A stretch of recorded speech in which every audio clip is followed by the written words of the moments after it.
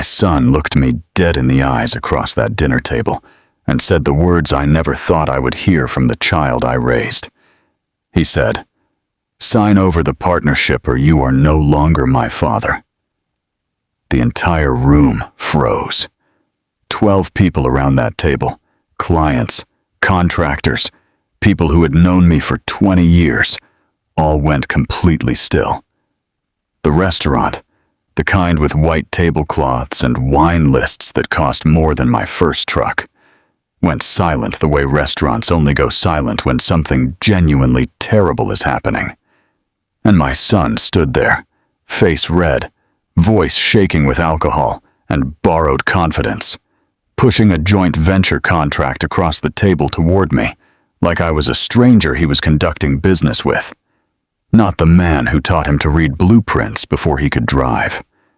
Beside him sat Vivian Cross. She had been in our lives for 7 months. 7 months. And in 7 months, she had somehow managed to turn my son into a man I did not recognize.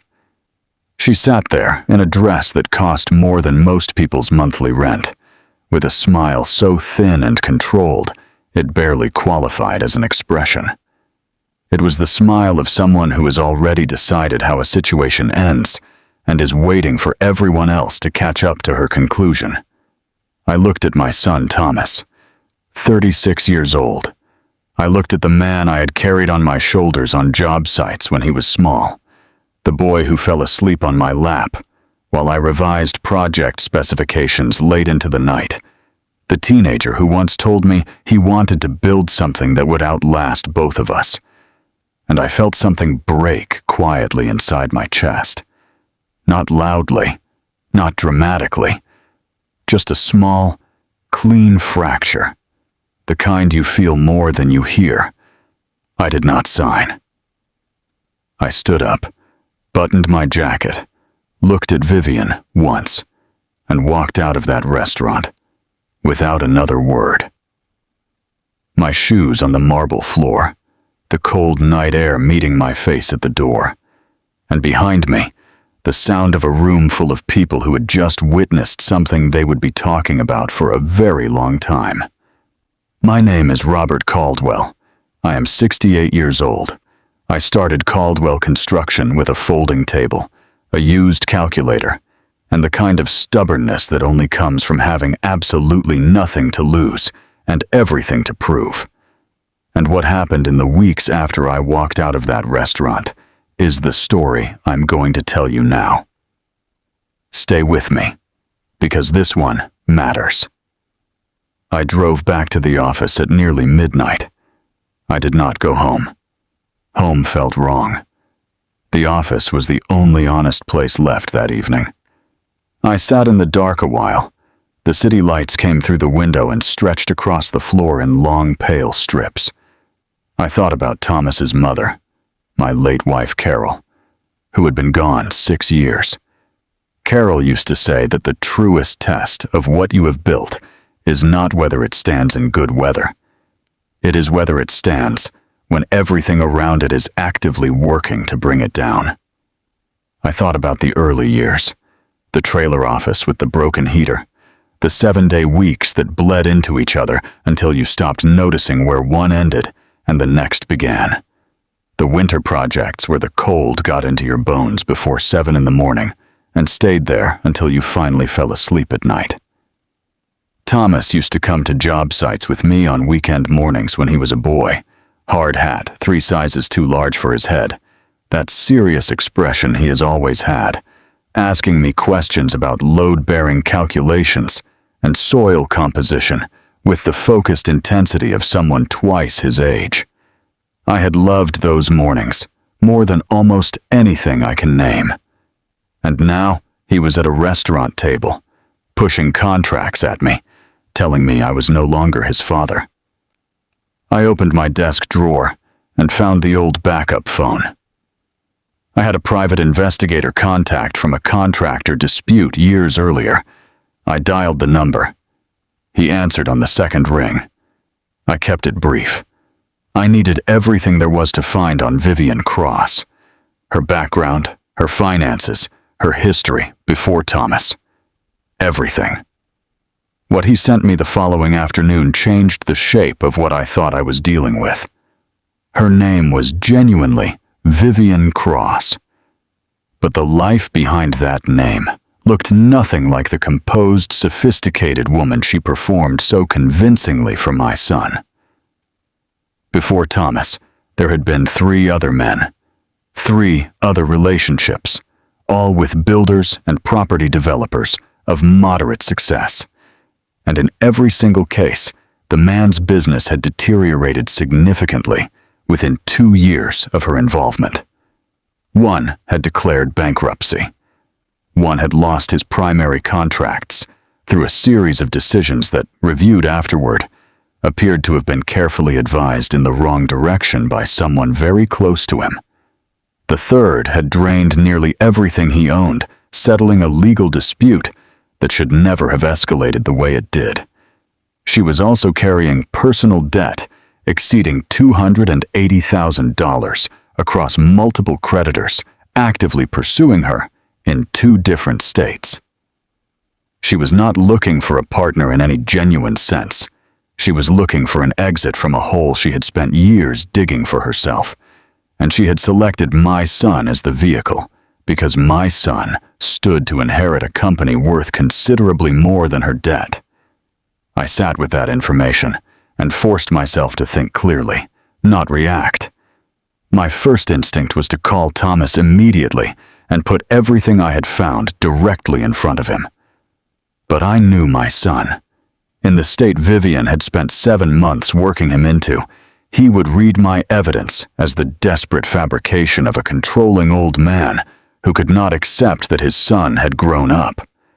He would defend her harder than before. His pride, that particular pride of a son trying to step out from his father's shadow, would not allow him to believe he had been manipulated. He needed to see it for himself, which meant I could not show him. I had to arrange for the situation to show him instead. I needed to think like a builder. A builder does not fight a faulty wall by hammering at it directly. He removes what supports it from below and lets gravity finish the work. I called my assistant Eleanor and asked her to come in early the following morning. When she arrived, I explained what I was planning.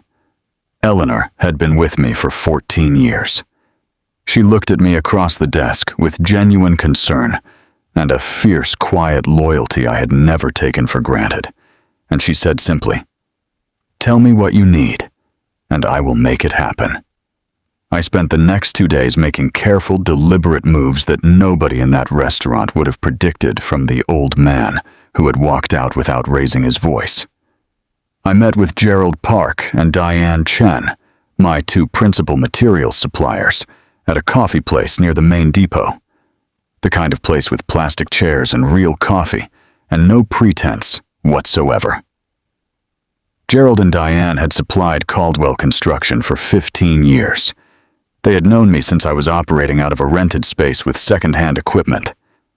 I placed 2 new contracts on the table between us, incorporation documents for a new entity called Caldwell Building Partners, which would assume all preferred supply terms, existing credit arrangements, and priority scheduling agreements currently held by the original company.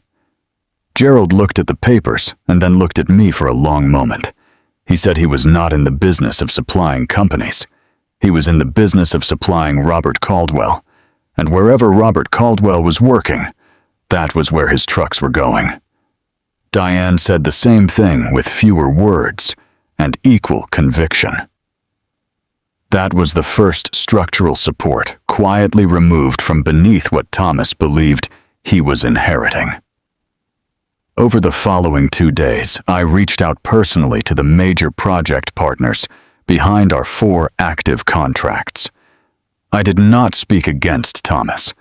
I did not say a single negative word about my son to any of them. I simply informed them, professionally and directly, that I was withdrawing my personal technical guarantees as lead engineer on all current projects, and that those commitments would transfer to the new company. These were people who had chosen Caldwell Construction specifically because of my engineering oversight and personal reputation built across 2 decades. Their response came quickly. Meeting requests, questions about continuity, expressions of concern that were not subtle and not meant to be. Thomas believed that inheriting the company name meant inheriting everything the company represented. He had not understood that the most valuable thing the company possessed was not the equipment or the office space or even the contracts. It was 20 years of earned trust that belonged to a specific human being, not to a corporate seal. I had relocated every structural element that genuinely mattered into the new company. What I left behind for Thomas and Vivian looked identical from the outside. The offices were the same. The letterhead was the same. The sign on the building was the same. But the foundation had been quietly, methodically removed. The formal transfer meeting was 4 days after the restaurant. The conference room was bright, and Thomas sat at the head of the table with the composed expression of a man who believes victory is already settled. Vivian was beside him in a business suit, and I noticed that her eyes went to the chief executive chair the moment she entered the room. Not to me. Not to Thomas. To the chair. I read the transfer documents carefully before touching the pen. Then I turned to a clause near the bottom of the final page, printed in smaller text, establishing joint personal liability for all existing corporate financial obligations. If Vivian wanted the shares, she needed to sign personally as guarantor for the company's outstanding debt load. Thomas said that was entirely reasonable. He announced that Vivian was family and that his trust in her was complete. He wanted to demonstrate that publicly and in writing. Vivian looked at the clause. Something moved very briefly behind her eyes, a calculation, fast and instinctive. She knew what personal guarantor meant. She understood debt better than almost anyone in that room. But she looked at Thomas's confident face beside her, and she looked at what she believed was a thriving company sitting on millions in assets, and she concluded that the corporate liabilities were a manageable inconvenience against the profits she expected to control within the year. She signed her name with a steady hand. I signed mine with an equally steady one. I stood, buttoned my jacket, and told them both that I hoped the experience ahead would be genuinely educational for everyone involved. Then I walked out of the room that had been my professional home for 20 years. 3 days later, the entire arrangement collapsed with a speed that even I had not fully anticipated. I was at my new office with coffee and project drawings when Eleanor began forwarding messages from the field. Vivian had arrived at the main building that Monday morning, projecting the authority of someone assuming a position they have long believed was rightfully theirs. It lasted less than 2 hours. Gerald's concrete trucks did not appear at the East Harbor site. When Thomas's operations team called Gerald, the response was courteous and immovable. He worked with Robert Caldwell's personal guarantee, and that guarantee no longer extended to this company. New credit relationships would need to be established through the standard process, which would take time he could not compress. The steel deliveries did not arrive either. The East Harbor site, the company's largest active project, went completely silent by mid-morning. Equipment idle, workers waiting, supervisors making calls that produced no satisfactory answers. Simultaneously, 3 of the major development partners sent formal notices requesting written confirmation of technical oversight arrangements and financial stability in light of my departure. 2 suspended progress payments pending that confirmation. 1 began formally reviewing termination clauses in its contract. And then Vivian's creditors found her. Word had apparently reached them that she had become a 50% owner of a substantial construction operation. The collection calls began routing directly through the company's main lines. Individuals appeared in the lobby downstairs, asking for her by name. The staff had no framework for understanding what was happening or why. Thomas called me at 2 in the afternoon. His voice was a completely different instrument from the one he had used at the restaurant 4 days earlier.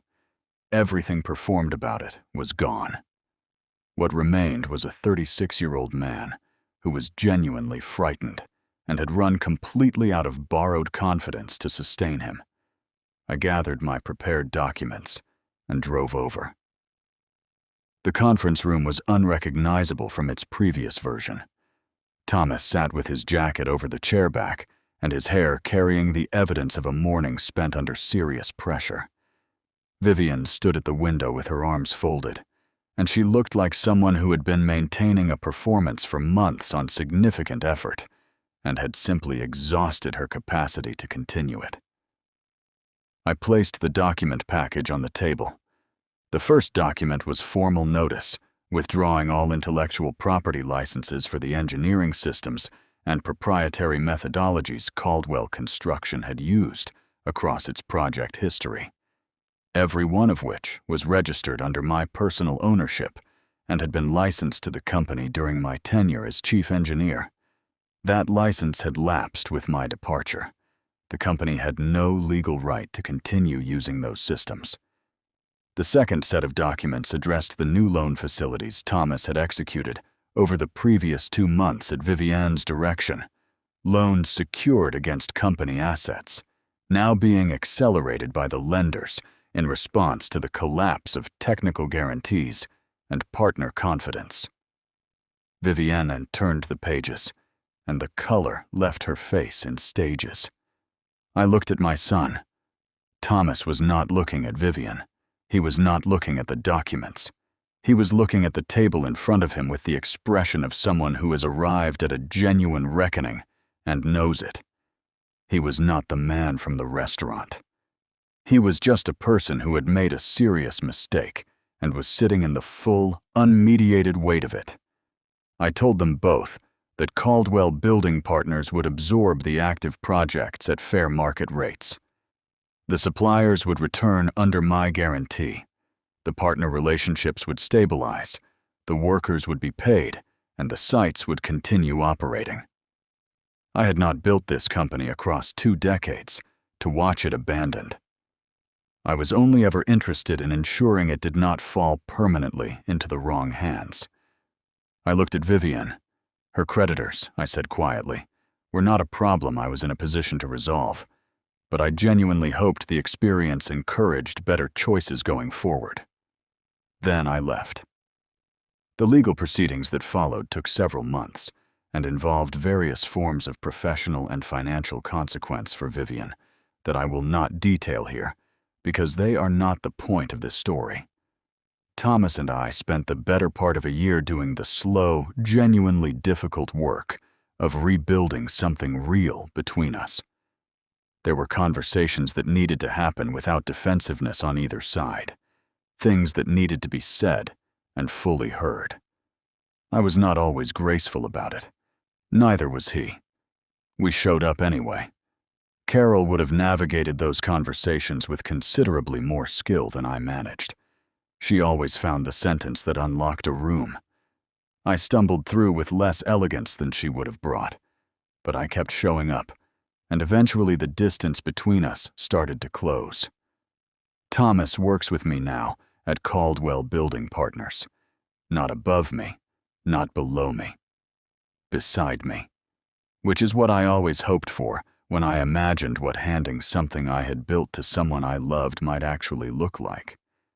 He learned something expensive and important about the difference between a person who loves you and a person who has carefully studied what loving you ought to look like.